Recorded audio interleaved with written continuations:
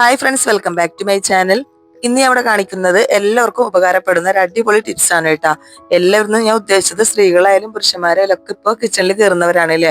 അപ്പൊ അതുകൊണ്ടാണ് ഞാൻ എല്ലാവരും പറഞ്ഞത് കേട്ടാ. വീഡിയോ കണ്ട് ഇഷ്ടമായാൽ മറക്കാതെ തന്നെ ലൈക്ക് ബട്ടൺ കൂടി ഒന്ന് ക്ലിക്ക് ചെയ്യണം. പിന്നെ എന്റെ ചാനൽ ആദ്യമായിട്ട് കാണുന്നവരുണ്ടെങ്കിൽ പ്ലീസ് ഒന്ന് സബ്സ്ക്രൈബ് ചെയ്ത് സപ്പോർട്ട് ചെയ്യണം കേട്ടാ. അപ്പൊ പെട്ടെന്ന് വീഡിയോയിലോട്ട് വരാം. ഏത് കറ പിടിച്ച സിങ്ക് ആയാലും പെട്ടെന്ന് ക്ലീൻ ആക്കാൻ പറ്റൂട്ടോ. വെറും 2 മിനിറ്റ് മതി ഇത് ക്ലീൻ ആക്കാനായിട്ട്. അപ്പൊ ഞാൻ ഇത് 2 ദിവസമായിട്ട് കഴുകാതെ ഇട്ടതാണ് കേട്ടോ. ഇതൊന്ന് കാണിക്കാൻ വേണ്ടിയിട്ടായിരുന്നു. ഞങ്ങളുടെ വെള്ളത്തിന് ഇവിടെ കളർ മാറ്റം ഉണ്ട്. അപ്പൊ ഡെയിലി വൃത്തിയാക്കില്ലെങ്കിൽ ഇതുപോലെ കറൊക്കെ പിടിക്കൂട്ടാ. അപ്പൊ അതിന് വേണ്ടിയിട്ട് ഞാൻ 1 ടീസ്പൂണ് ബേക്കിംഗ് സോഡയാണ് എടുത്തിട്ടുള്ളത്. ബേക്കിംഗ് സോഡ എല്ലാ ഭാഗത്തേക്കും ഒന്ന് ഇട്ട് കൊടുക്കുന്നുണ്ട്. ഞാൻ കയ്യിൽ ഗ്ലൗസ് ഒന്നും ഇട്ടിട്ടില്ല. അപ്പൊ കൈ കൊണ്ടാണെങ്കിൽ 1 ടീസ്പൂൺ മതി. ഇതൊരു 1.25 ടീസ്പൂണൊക്കെ എടുത്തിട്ടുണ്ട് കേട്ടാ. അത് എല്ലാ ഭാഗത്തേക്കും ഒന്ന് വിതറി ഇട്ട് കൊടുക്കണം. പിന്നെ വേണ്ടത് വിനാഗിരിയാണ്. ഈ വിനാഗിരിയുടെ മൂടി കൊണ്ട് തന്നെ ഞാനൊരു 3 മൂടി വിനാഗിരി ഒഴിച്ചു കൊടുക്കുന്നുണ്ട് കേട്ടാ. എല്ലാ ഭാഗത്തും ആവുന്ന വിധത്തിലൊന്ന് ഒഴിച്ചു കൊടുക്കുന്നുണ്ട്.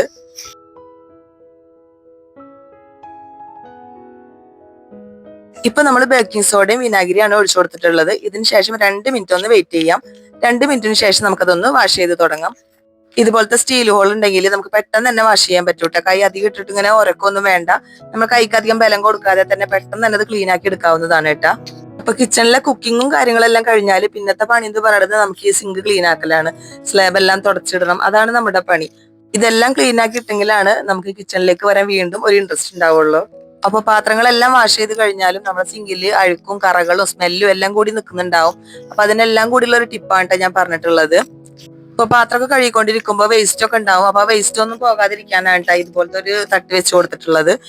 ഇതുപോലത്തെ ഒരു തട്ടുണ്ടെങ്കിൽ ഉള്ളിലേക്ക് വേസ്റ്റ് ഒന്നും പോകാതെ നമുക്ക് പെട്ടെന്ന് എടുത്ത് പുറത്തേക്ക് കളയാൻ പറ്റും.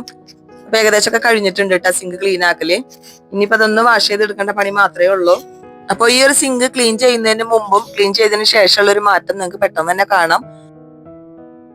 സിങ്ക് ഒക്കെ ക്ലീൻ ആക്കാനായിട്ട് ഇതുപോലത്തെ സ്റ്റീൽ ഹോൾ ഉണ്ടെങ്കിലാണ് പെട്ടെന്ന് വൃത്തിയാവുള്ളൂ. അപ്പൊ അധികം ബലമൊന്നും നമ്മൾ കൊടുക്കേണ്ട കാര്യമില്ല ഇതിന്. ഇനി നമുക്കത് വാഷ് ചെയ്ത് തുടങ്ങാം. നല്ല മാറ്റം തന്നെ നിങ്ങൾക്ക് കാണാൻ പറ്റൂട്ടാ. ഇപ്പൊ നിങ്ങൾക്ക് മനസ്സിലായില്ലേ, ഞാൻ മുമ്പ് കാണിച്ച സിങ്കിന്റെ കളറും ഇപ്പോഴത്തെ സിങ്കിന്റെ കളറും ആ തട്ടിന്റെ ഒക്കെ കളറിന് നല്ല കറയുണ്ടായിരുന്നു അതിലൊക്കെ. അപ്പൊ അതെല്ലാം മാറിക്കിട്ടി നമുക്ക്.